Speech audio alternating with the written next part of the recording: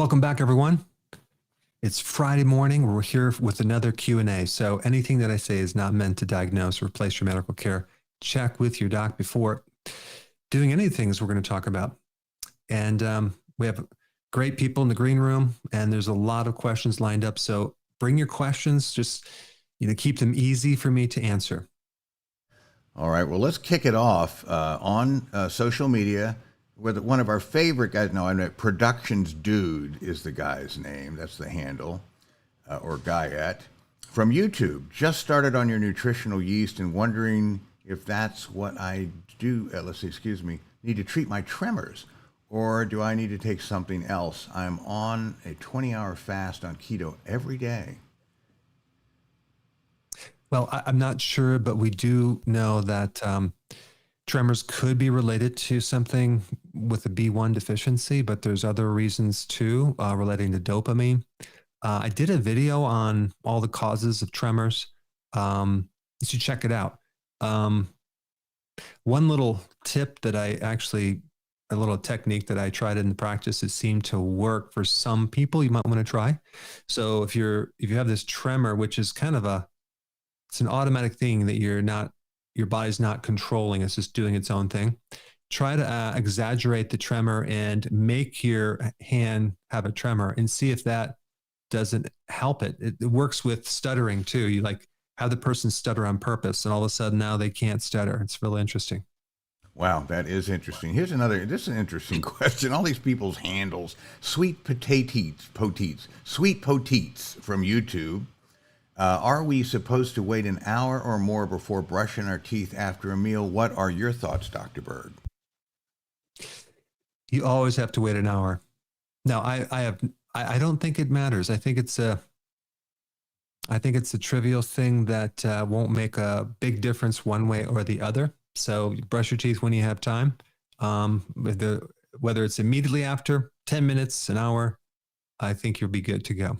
Good. Wait 6 months and they'll pull them all. So got to come up with some kind of compromise there. Okay, why don't we kick it off with our first exciting quiz question. And audience, they're not all true false this time, so you're going to have to put your thinking cap on. And here's the first one. Okay. What is the best food to prevent age-related macular degeneration? Now, the macula is the little back part of your eye to help you see. So there's a condition called age-related macular degeneration. What's the best food to prevent that? Okay, climb on it, audience. Let's go back to social media again. This time it's Tina from YouTube, using a recognizable name. What are the most important supplements to take every day for optimal health and well-being? You have a short list, Doc? Yeah. Well, there's the basic ones that you're supposed to be getting from food, but there are certain nutrients that are really hard to get from food. And that would be vitamin D at the top of the list. It's probably almost impossible to get your requirements for vitamin D. And, for some reason, people were wearing more clothes nowadays. So they don't go outside to get enough sun exposure to get the vitamin D. So our bodies were designed probably not to wear as much clothes, but it's kind of necessary nowadays to wear clothes. But the point is, vitamin D would be at the top of the list. Some other things that are really hard to get, which are essential, is the trace minerals, because you need that in building protein, not just for your muscles, but all the biochemistry involved with hormones and metabolism and you name it. So we have the trace minerals, vitamin D,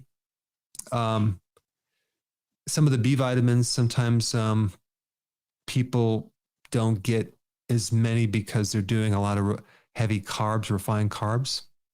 And then another really important one would be the omega-3 fatty acids. So I think those would be probably more important than others.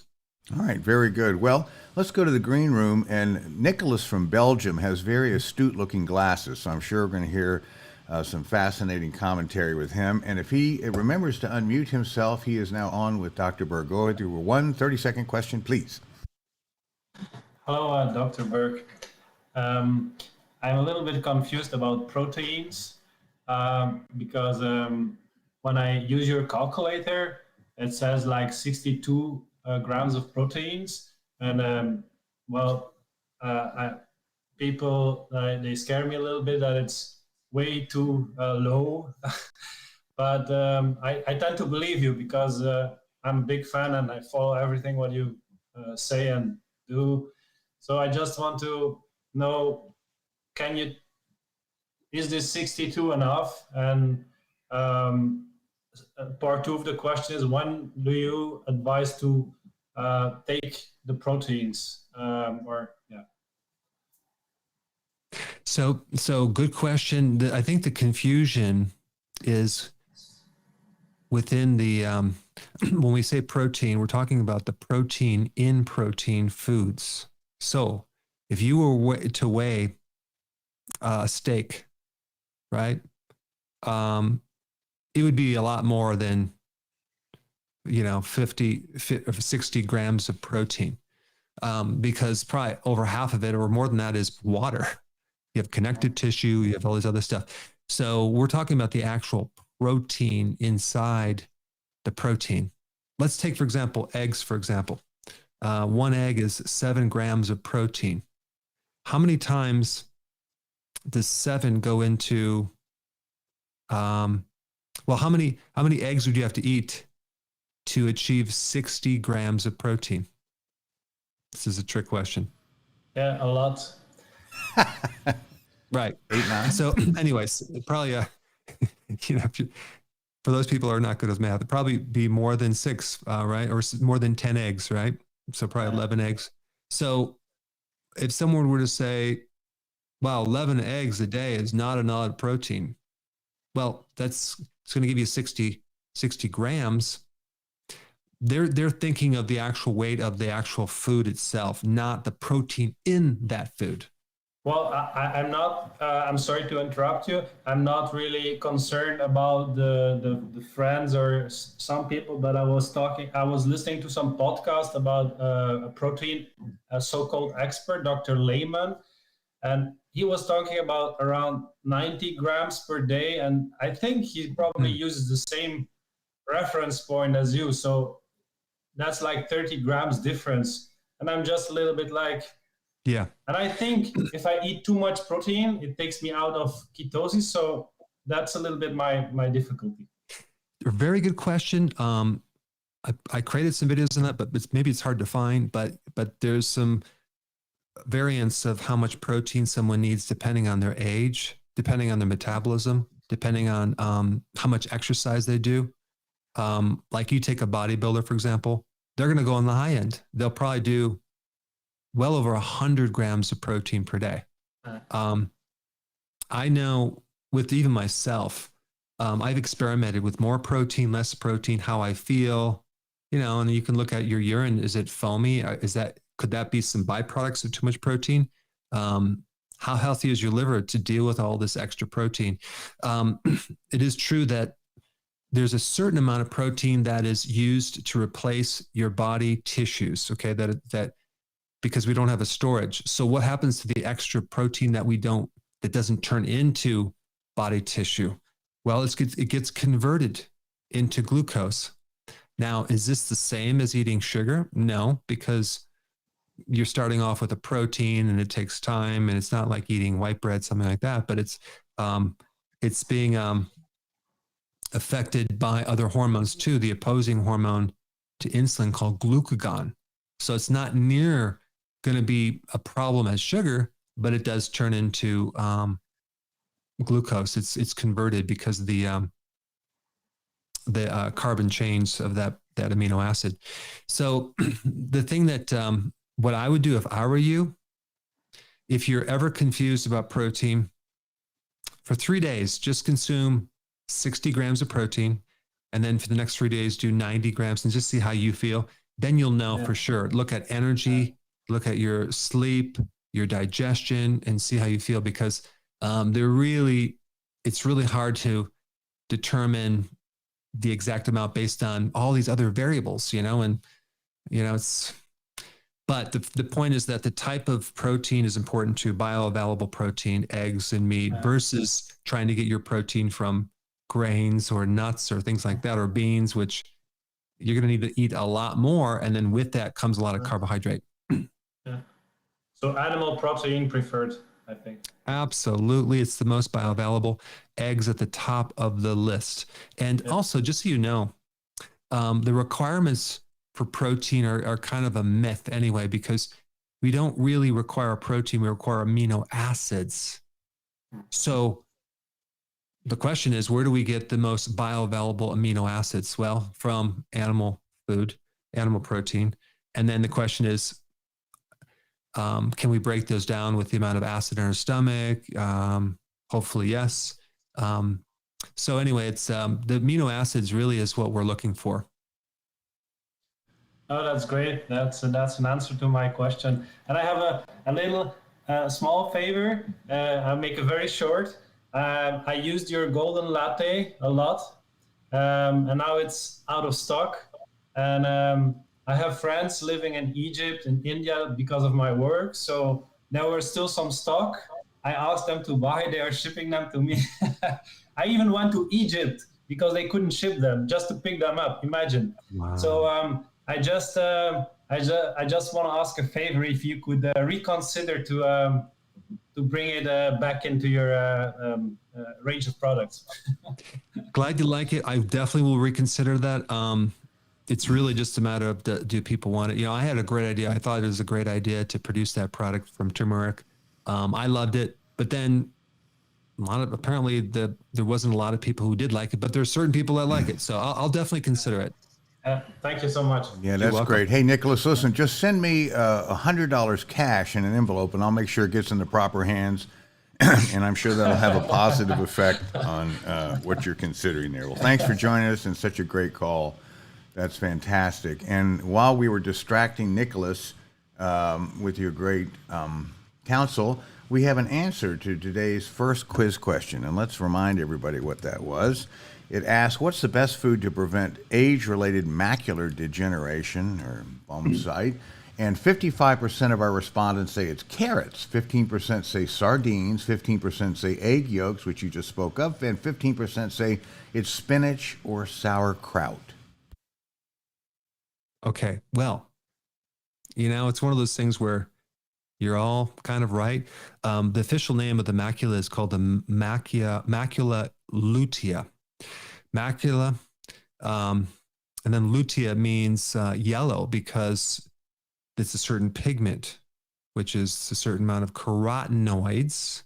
So carotenoids, what is that? That's a certain, it's like lutein, zeaxanthin, which is basically in dark leafy greens, as well as egg yolks. Okay. So that's, and I should have said foods because there's multiple foods, but I think it's almost a tie between the carotenoids in the dark leafy green vegetables and egg yolks, as well as oh, by the way, you can also get these carotenoids in grass-fed beef as well. But also omega-3 fatty acids is called DHA, which we need in pretty much all of our cells to protect ourselves. Like about 1 to 5% of that essential fat makes up our cells. But guess what? 50 to 60% of your macula is made from DHA, which means that probably the most important nutrient to help your eye is the DHA. That's the omega-3, and that comes from fish oils, especially oily cold water fish, herring, salmon, also oysters and seafood and other fatty fishes, you know, like cod liver oil, you know, that would be good, or cod liver itself. I don't know about cod, but I think that the liver would give you more. And you can actually buy cod liver. So these are really important in the eye, and those phytonutrients are there to, like the carotenoids are there as a sunscreen to protect you against UV and blue light on the computer if you do a lot of computer work. So, and the same thing with the DHA. So it's very important to protect the eye. So first of all, a lot of people don't eat fish anymore. They don't do, you know, organic grass-fed beef. They don't eat enough vegetables, right? They are very heavy with carbs, and they're very heavy with the omega-6 fatty acids like the soy and corn oil and seed oils. So you can see why their eyes are getting so bad, right? And it might be hard to believe, but some people even need glasses nowadays more than ever. So, but not just visual, but just having problems with glaucoma and all the other conditions with the eye, and blindness and losing the strength of the macula. I mean, which is part of the retina. So anyway, stay tuned for a more complete video on that topic. All right, very good. And if you want to see videos, I'll remind you once again that Dr. Berg has a great app that it's free. And let's put Nicholas on the spot again from Belgium. Nicholas, do you have this app? Answer yes or no. Oh, he muted himself like a good guy. Anyway, if you don't, you should get it, and so should everyone else. I didn't use it yet, but I will. Oh, thank you. Okay, that's one sign up for the app, and there should be millions more. So you folks, please follow Nicholas's lead and get the free app for your phone, and then you'll be able to discover all the videos at your fingertips. Okay, let's go ahead and kick out the second question of the day, and it is as follows.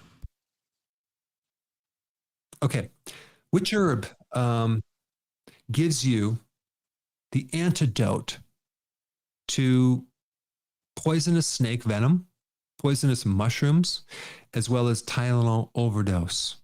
It is the antidote to a lot of different poisons. What herb would give you that protection? I think this would be important to know and have around the house in case you happen to run into a poisonous snake or a mushroom that you just ate.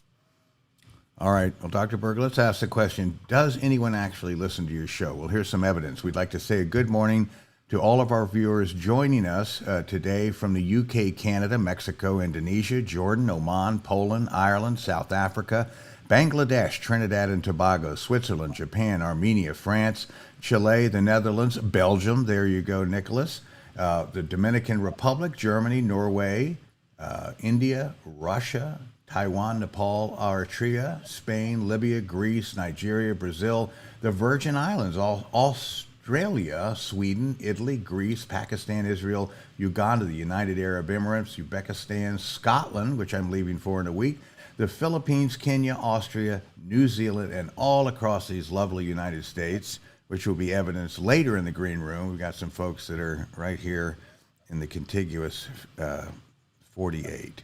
So let's see what we should do next. How about we go to social media? Janice from YouTube, what can I do to lower my blood pressure naturally?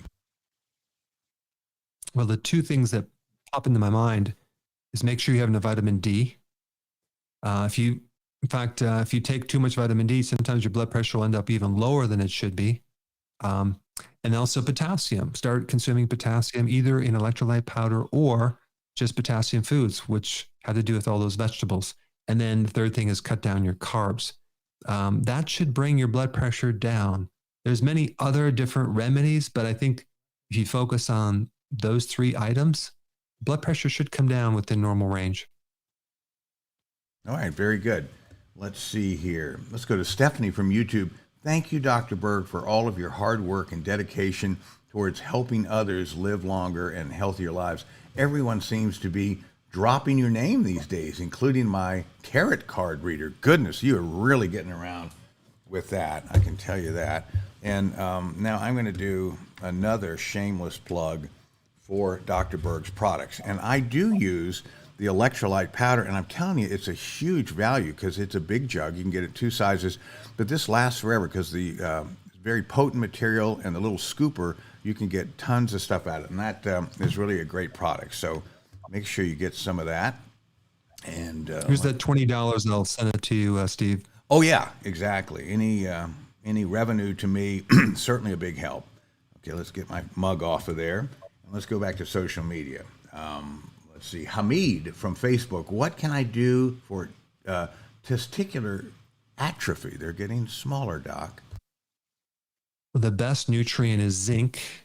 It's a trace mineral. It can help testicular atrophy as well as a decrease in testosterone. A couple other things are involved in that, which would be stress, age, and so your immune system too. If the immune system is, if you have an infection, that can also affect that as well. Like there's certain viruses that go in remission that can really mess with your hormones. Um, so, but I think the key mineral that I would focus on is zinc. Um, so there you go. All right, very good. Okay, let's move on. The audience is still with us, and they have come together with some answers for the second question, which asks, which herbs give you the antidote for poisonous snake venom, poisonous, mushrooms, as well as Tylenol overdose? And the audience claims 80% of them say it's milk thistle, 15% say it's tudka, and 5% say dark chocolate, which I enjoy. Well, the majority is right. It is definitely milk thistle. Wow. Okay. Milk thistle has some amazing properties for not just your liver, but for the kidney as well. Protection against, if you're on even medication, which creates a lot of side effects, if you took milk thistle, it could to some degree protect your cells from the medication. So it has a fascinating property of cell protection and from many different angles. So, and it's a weed that's probably growing in your backyard right now and you don't even know it. Problem is collecting all those seeds and trying to extract them from all the fluffy stuff that comes out, which is like kind of like these little parachutes that that's kind of a pain in the butt. So I think the best thing is just to buy the tablets. But milk thistle is a great antidote that is just good for so many things. Especially it has the capacity to prevent a fatty liver, prevent cirrhosis, prevent liver enzymes from going up too high. So it's a pretty amazing. And also Tutka is also good. If you combine Tutka with it, you got a very powerful 1-2 punch. Well, very good. Well, listen, the list grows, and others around the world want to be recognized. And so we've got another shout out to our viewers in the Czech Republic, Barbados, Saudi Arabia, Turkey, Portugal, and Iran. So welcome all of you to the Spot for Better Health. Let's see now. So let me get rid of that question so I don't ask that again. Sorry to include you all in my administrative duties, folks, but we just have to make sure it's as perfect a show as possible. Let's see. Okay, Kathy from Facebook, what should we do to treat eye floaters? That's usually protein that builds up in the eye. And there's a very great remedy. It's very soluble. I think it's, if I'm not mistaken, it's called MSM. And it comes in drops. And that's been known to help with those floaters. But I would also make sure your basic diet is good, because you could be breaking down protein because you're in a catabolic state because your cortisol is too high or you're eating too much sugar. But I would always go after that first. Okay, very good. Morning Dew from Facebook. What causes white marks on our fingernails? Well, that is a classic zinc deficiency, which you can become depleted if you eat a lot of sugar. So if that little white dot is right in the center of the nail and your nails grow every 6 months, we know about 3 months ago you had a birthday party and you ate the whole cake. All right, very good. Why don't we go back over to our green room, and this time let's go to Pasadena, California. And Easter is on with us. Let me unmute her, and I trust that she's doing the same. And Easter, you're on for your one question in 30 seconds. Go. Thank you so much. This is like winning the lottery. I am new to Dr. Berg, even though my husband has had me order the sea kelp. But I want to know, just at 64 years old and nothing else is working for me, where to get started with all the information that you have out there in your videos. Nothing is working, so whatever you suggest, I'll start there.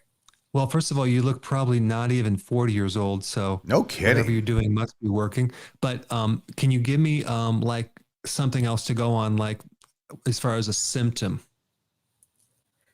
Yes. Well, I'm 1 year in on using being prescribed cholesterol medication because I've tried to get my cholesterol down below 200 for many years and wasn't able to do it. I am postmenopausal. I've had a partial hysterectomy. I'm so stressed out, even though Mhm. I work out a lot. And I've even tried for the last year to do intermittent fasting with my sister who lives in Missouri. She's been very successful, and I've lost 2 pounds. you know, Got and it. I'm So fasting like 16 to 18 hours a night. So got it. So a couple things real quick. When you go to drberg.com, click videos, and I actually have the first video you should watch, and that's where you start. And then there's a video 2 and then 3. But when you go through menopause, you have this change. You have the change from no longer utilize much of your ovaries. So the backup organ, so you can produce the same hormones as the ovary did, is the adrenals. And the raw material to make those hormones is, you guessed it, cholesterol. Um, so what the body, if there's stress involved, the body is going to make more stress hormones from cholesterol. And so it's going to actually, your body actually makes cholesterol too. So it might just be generating more cholesterol because you have stress, leaving the other hormones high and dry. And that could be what you're running up against. So what do you do? Well, yes, intermittent fasting is one thing, but the concept of it's not lose weight to get healthy, it's get healthy to lose weight. You can focus in on your health first. So regardless of how much weight you lose, don't even worry about that initially. What you want to do is you want to do this combination of healthy keto with intermittent fasting to achieve the first goal, which would be no more appetite. So your appetite goes away. Then we know it's working. It means that you're burning your fat. And you may be in a situation, especially after menopause, where you have to build up more muscle protein, which does take some initial work. And so if that happens, you might not know, you might not see as much weight loss. You might just see a shrinkage of your clothes because the weight of protein is heavier than fat per volume. So I wouldn't restrict fat foods as much as I would restrict carb foods because the sugar and carbs turn into cholesterol. And then I have a lot of videos on stress, all these other things you can do. And then what will happen is I think your lipid profiles will come in check. You'll start feeling better. You'll start to lose weight. But the most you can lose per week is 2 pounds. And that's for a really young, healthy person. If you lose 1 pound a week, that's still good. Sometimes people lose even a half a pound a week. And that's still okay, especially in the beginning. So just get the basic thing in and watch more of my videos so you have that understanding of what normal is and what to expect. And then I think you're going to do very well. thanks so much. That's You're great. welcome. Thank you so much for being another great caller and sticking with the rules of engagement here on the Dr. Berg Show and keeping things moving along. So let's go back to social media and treat them with some love. Leela from YouTube, best way to treat allergies in children. Bee pollen. Bee pollen is a good remedy for allergies in children. And of course, I think are you talking about seasonal allergies or food allergies? I'm guessing it's seasonal, but bee pollen is good. And because and there's other things too as a natural antihistamine. There's a great product. There's a couple products out there. If you took like a glandular extract, like a liver, like a grass-fed freeze-dried liver extract, and even the kidney extract too, grass-fed freeze-dried kidney, it's like from beef. They both have very potent enzymes to help you break down histamines, to help you with especially the seasonal allergies. That might be 2 remedies that I would recommend for sure. All right. As well as the bee pollen. I guess that's 3 remedies. Well, good. You got a lot out of that question, I can tell you that. Oh, this sounds horrible. Dr. Berg, excuse me, DB from Facebook. My superior vena cava is blocked and my face is swollen. Help. That sounds awful. Your vena cava is blocked. That's kind of serious. That's a vessel, a blood vessel. So I think that would require more medical help from someone that can unblock it. I mean, maybe you're just talking about you have some calcium buildup, but I don't know. But yeah, that's more of a medical kind of emergency if your major blood vessel is blocked. Yeah, I think you might get your wife to take you on to the hospital with that one. Let's see, Lucia, excuse me. Oh, here we go. Lucy Anna from Facebook. Does adding collagen powder to my smoothie help my skin? It potentially could. So it can, I'm kind of mixed reviews on collagen, but on one hand, it's part of an animal product that I think we need. There's certain things in there that help, especially for gut lining, leaky gut. I always recommend like eat nose to tail, have the animal protein, have the collagen, maybe bone broth, as well as some of the organ meats. And then you're safe because you're having this complete meal versus just people just focus on like skinless chicken breasts. Well, that's just muscle. I think the skin is actually has benefit and Gonna do here. eats Oh, there he goes. Hang on, Doc. with the spices, herbs. So I think those are good. Okay, and Dr. Berg, you might want to recap the last 10 seconds. You froze up. Okay, can you hear me now? Yeah, perfectly. You're back. Okay, so yeah, just eat the nose to tail, the whole animal, and I think you're going to be safe.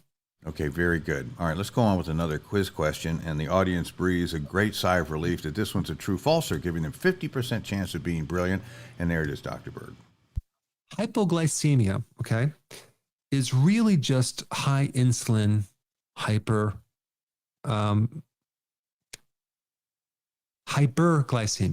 Exactly. Okay, audience. That's incorrect. It should be hyperinsulinemia. Oh. So there's a typo there. Okay. High insulin is hyperinsulinemia. Okay. So basically, true or false? I'll just repeat it. Hypoglycemia is hyperinsulinemia. Very good. All right, let's see. Let's go back to all our friends on social media. And let's see. Oh, here's a good one that we should all know. Olivia from Facebook. What are the healthiest oils to use for cooking? I think I would use the saturated ones. I would use like the tallow or lard.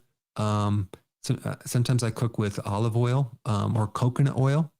I don't like to cook with the vegetable oils, which are seed oils, at all. So that's pretty much what I cook with. All right, let's see. Butter is another thing that I cook with as well. All right. Okay, so Darren from Facebook, what are your thoughts on taking red marine algae? I think the algae is interesting because it has some really interesting nutrition across the board. You have red algae, blue-green algae, which is kind of like spirulina. I like it. I think if you're a vegan, it would be a good source of protein and vitamins and minerals. It pretty much, if I'm not mistaken, has just about everything, including DHA, which is that omega-3 fatty acid I talked about that I forgot to mention. It comes from algae as well as fish. But you can't find DHA in any plants. Now, I will say that there's a precursor, ALA, that turns into DHA, and that would be like the flaxseed or walnuts or chia seed, but not to any significant amounts. So you want to stick with the animal meats or products and maybe some algae. Okay, very good. Well, the audience just flew through that question. And it asked, at least to begin with, true, false, hyperglycemia is just a high insulin. What was that word, Doc? Hypoglycemia, low blood sugar, is just hyperinsulinemia. Hyperinsulinemia. Well, they have an opinion on that. 60% of our respondents say it's true, and 40% say it is false. Hypoglycemia, people always say, "Oh, my blood sugars are low. I need to go eat," right? If you just really understand it's not the lack of food that's keeping your blood sugars low. It's not the lack of sugar. It's eating sugar, maybe what you had yesterday, that's creating this problem, because what pushes blood glucose down is insulin, which means if you have hypoglycemia, your insulin is too high. And how do you increase insulin? Carbs. So that hypoglycemia, that low blood sugar, is coming from too many carbs. And that's why it's like they try to make it into some disease, this mysterious disease. No, it's very simple. It's just that you're doing something to raise your insulin. And as soon as you cut the carbs out, that hypoglycemia will go away. I used to have hypoglycemia. And I would have to eat frequently. Well, the frequent meals is what creates the problem. But think about medically what they do. Oh, go eat some candy, have small frequent meals to keep your blood sugars up. Okay, well, that's going to work for a minute until the next day you're right in the same boat. So, I think sugar is the culprit to destroying the mitochondria. Steve, have you ever, do you know where the mitochondria actually comes from? Oh, I wish I did. I'd feel smart. Just from a cellular history of what merged between our cells and a bacterial cell is this mitochondria. Mitochondria has the origin from a bacteria. It's a bacteria that decided to coexist and in our cells and have this arrangement where you give me a place to live and you feed me, and I'll be specialized into focusing on energy.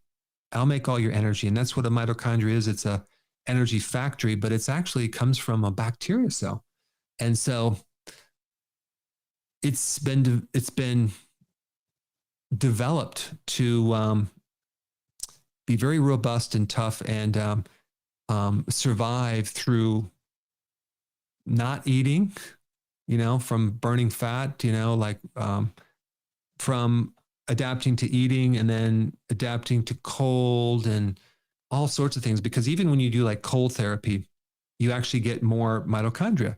But I think our mitochondria has been very, very lazy and recently in times because we basically feed it 24/7. We don't stress it out too much. We're kind of sedentary. We like warm temperature. We don't like the cold, the winter. And so it's gotten really lazy. And with that comes all these mitochondrial diseases, which is pretty much like most diseases out there related to the mitochondria. So, and cancer. So there's a lot of things you can do to strengthen the mitochondria. And one thing is not to simulate what it's been developed for. I mean, just like survival and not starvation, but just fasting, cold therapy more than heat therapy, exercise, sunlight. All these things are very, very therapeutic to, make your mitochondria no longer so darn lazy. All right, very good. Well, Hannah from Facebook has the nerve to ask, is beef liver the most nutritious food on earth? I hope not. It tastes gross. It probably is. Probably up there with other organ meats because it's so concentrated with nutrition. But, that being said, you don't want to overdo it. If you have too much liver, you can get too much vitamin A. So you want to have some, but we're not trying to go overboard. Like even, for example, let's take selenium. Selenium is a very important trace mineral that if you're deficient, you have all these problems. But if you have too much, you have all these problems. So you can have toxic amounts. So we just need the right amounts. Oh, all right. Let's see. Savitha. I love Terry always gives me these sort of phonetically spelled things, and thank you, Terry, because I would have never pronounced that. Savitha from Facebook. How can we gain weight on healthy keto? You're going to have to eat more calories, a bit more fat, and maybe a bit more carbs, but not going past that 50 grams. So bring your carbs up to 50 grams, more protein, more fat, and then maybe just do 2 meals instead of 1 meal. And at least you'll stop losing weight. All right. Well, by the way, and I'm sure the audience would love to know, how's your ice bath going? Did you get that gadget? Oh, yes, I did. And it's quite fascinating because, you get the benefits just from like 11 minutes per week. So it sounds pretty easy, doesn't it, Steve? Like 11 minutes, I can do that. Well, try to soak your body in 37-degree water. Okay, immerse your body in 37 degrees and see how long you can tolerate that. For me, it was 5 seconds. I couldn't go longer than that. So I adjusted the temperature up to 50 degrees, which is 10 degrees Celsius, and I was able to go a minute. And so I'm doing a minute each day, which will give me 7 minutes, right, per week, and I'll work my way up to 2 minutes, and then I'll do that. But the point is that it's you want to do it so it's very uncomfortable, and even 50 degrees is pretty darn uncomfortable. It actually hurts, but it's fascinating how good you feel after the pain goes away. It's fascinating what it does to your sleep cycle and your energy level. I am actually blown away. The cold therapy is one thing that I haven't done a lot of other than cold showers here and there, but I've never been able to get the temperature down to the levels to create the effect. So now that I have the tub, I like it. My body hates it, but I like the effects that it produces, a few minutes after I get out. My goodness. But there's some type of resistance. My body just somehow resists getting in that thing. So I have to kind of just jump in and not think about it. Ugh. Yeah, that's you're tougher than me. Steve, you're next. You're next. No, actually, I do take as cold a shower as after a sauna over at the gym. And I do like that. Then I go back in, 190 degrees to whatever winter water is. And I do like that. But I couldn't go in cold turkey without getting hot first. I think your mitochondria are just too darn lazy. I bet they are. I'll have to consult them. Let's see. Pela from Facebook. How can I reduce bad cholesterol? I guess that's LDL, right? Naturally. Or is it bad? There's 2 types of bad cholesterol. You have the small particle, like the dense particles, and then you have the large buoyant particles size. So those are the 2. And I guess, how do we reduce the small dense LDL? And that would be reducing carbs and sugar. That's how you do it. Okay, very good. We're going to go back to the green room, but first, let's knock out another question. There you go, Doc. Another true falser. Okay. Egg yolks have a strong ability to help your liver detoxify. Now, wait a second. Egg yolks? Is that true or false? Egg yolks helping you detoxify? All right. Climb on that one. And while I'm sorry. Fatty cholesterol food? All right. Okay, so while you guys ponder that, we're going to go to Steve in Pasadena, but it's not what you think. It's Pasadena, Arizona. So, Steve, if you are unmuted, I'm going to put you on with Dr. Berg for your one question. And please note, audience, he has a great dog if it jumps up on him. There he is. Hello, Dr. Berg. Very nice to meet you and be on the show. This is my Heidi. She's my, they call her she's a golden retriever, but they call her an English cream. Beautiful. First, it's a mouthful. But talking about organ meats, she's crazy on the liver. And between you, I have to say, between you and Dr. Marty Goldstein, a veterinarian, I've learned more about nutrition in the past 2 years than I've ever known in my life. I'm 72 years old. I'm in great health. My daughter got me this because I was there. Anyway, originally from Jersey, so don't hold that against me. I'm in Glendale, Arizona. Love it. My one issue, doctor, I'm healthier than a horse, but early in the morning, I got to go. I got to pee, and it's like non-negotiable. I got to go, and I followed your advice. I quit the snacks. I go to bed around 10:30. I quit the snacks or whatever. I don't really snack, but I quit eating and drinking anything around 7:30, and go to bed around 10:30 or so. And still early in the morning, it's a little better, but early in the morning, it's like, hello, I got to go. I got to pee. And then it's 2 or 3 times within an hour, hour and a half, somewhere around there. But I have a strong stream. So At first I thought it was what all older guys kind of get with their prostate. I don't think it is, but you're the man. So, what do you think? When I talk about this, I talk about it's really related to insulin resistance, and that if you have insulin resistance by snacking too much, eating carbs, you're gonna get up a lot at night. I don't. You're getting up early, which we can always improve that. But on the flip side, there's sensors, receptors in your bladder for concentration of urine too. I have my gallbladder removed, doctor. Right. I'm talking about your urinary bladder. Okay. So in the urinary bladder, there's receptors for concentration of urine. So the more concentrated your urine is, the more you got to go. You may want to, during the day, actually increase your volume of fluid so you'll be less concentrated at night. And that might take you a little bit further.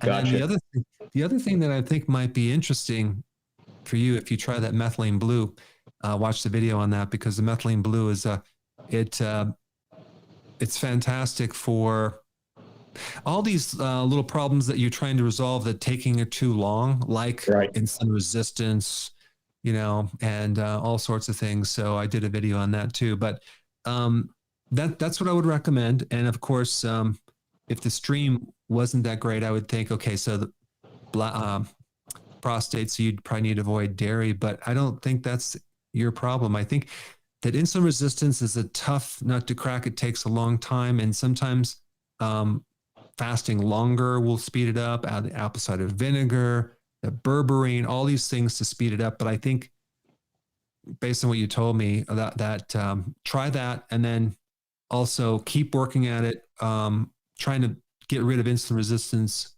over a period of time. And it just could take more time. Okay. Well, Steve, by the way, we're out of time now, but I sure appreciate you coming on and sharing with us let's give him one more look, your lovely dog. So thanks so much for bringing us that joyous visage. You're welcome. And my wife was actually born in New Jersey. So I have a lot of, oh yeah. I don't know where she was born, but okay.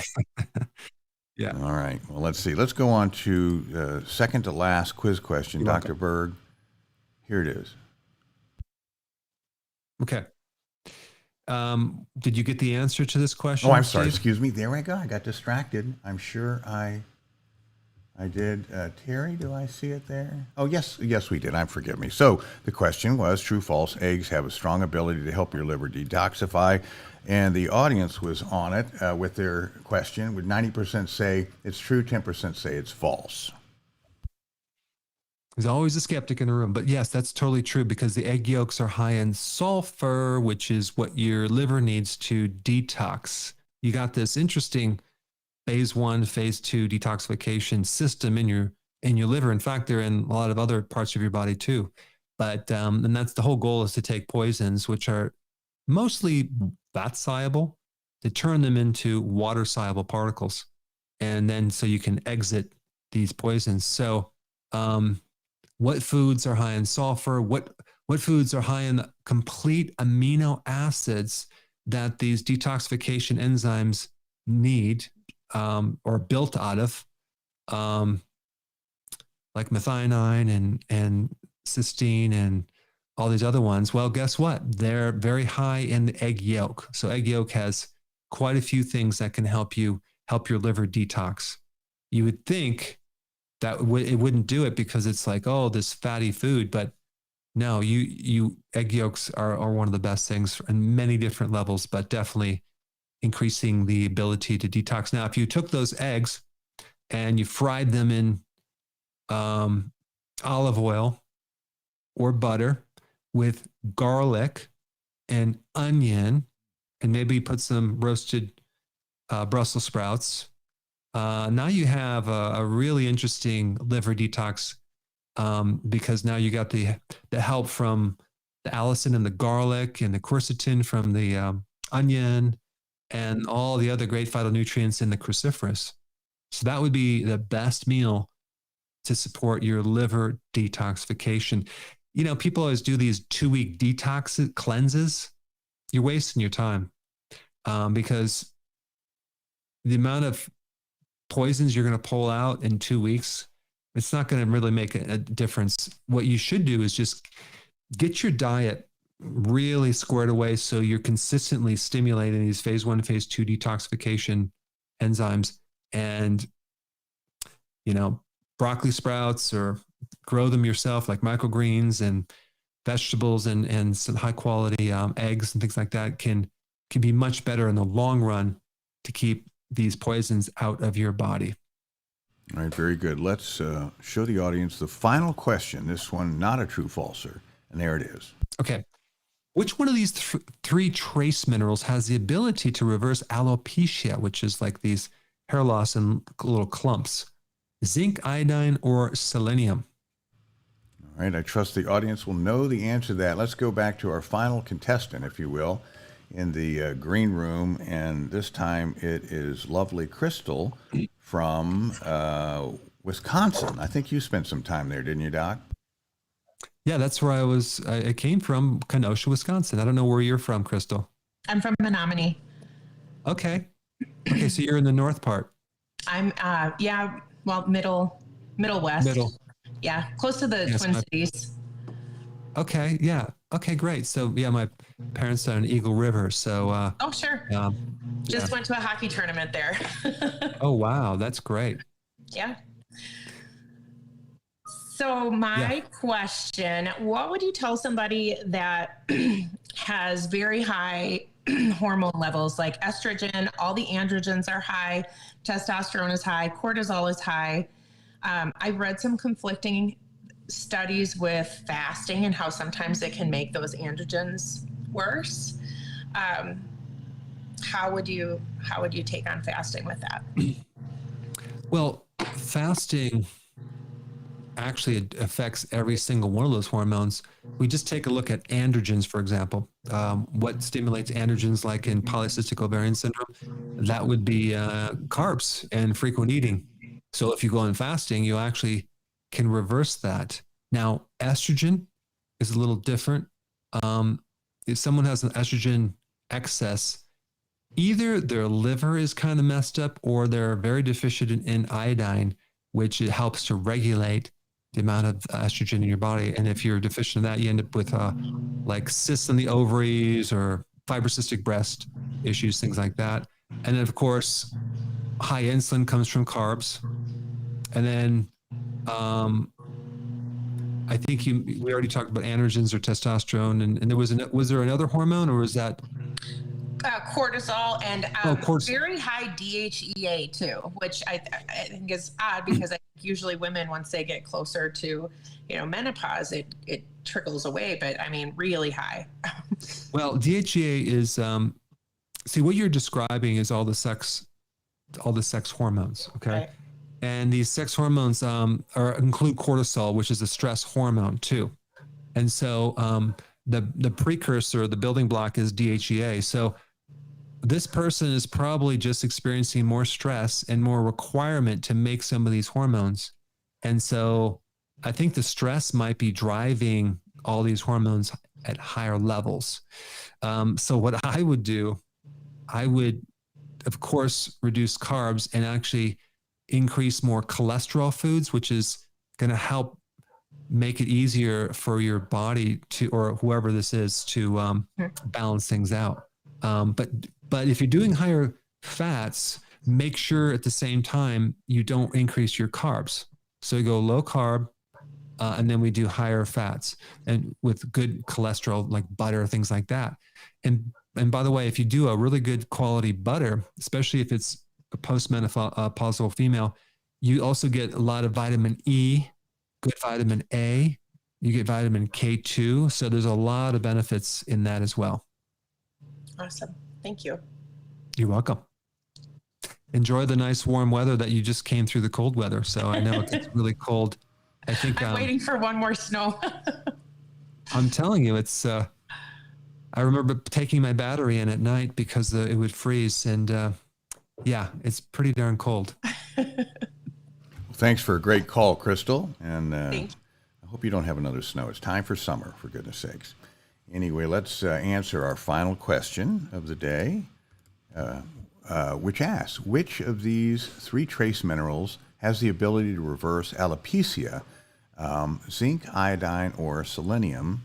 And the audience does have an opinion. 65% of our respondents say it's zinc, 30% say it's selenium, and 5% are holding out for iodine. Any winners? This is a trick question. It's basically all 3. But I will say zinc is probably the most researched. But you can, don't mind this background sound. It's a dog in the background.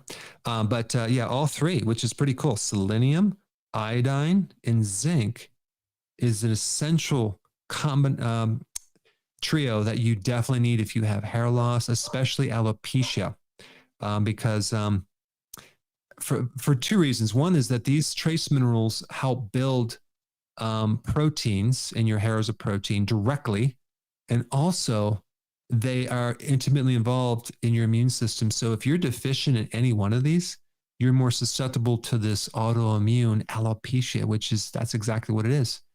So it can actually help build up your immune system and protect you against not just alopecia, but other conditions that can cause alopecia or are related, like Hashimoto's, lupus, things like that. So anyway, those are the 3 minerals that are very important in focusing in on. And just as one side note about iodine, it's hard to get iodine, but one way, what happens when you increase fluoride is you block iodine. So that's another hidden source of an iodine deficiency. And you might say, well, I have spring water. I'm not getting it from the water. I don't do the teeth whitening things.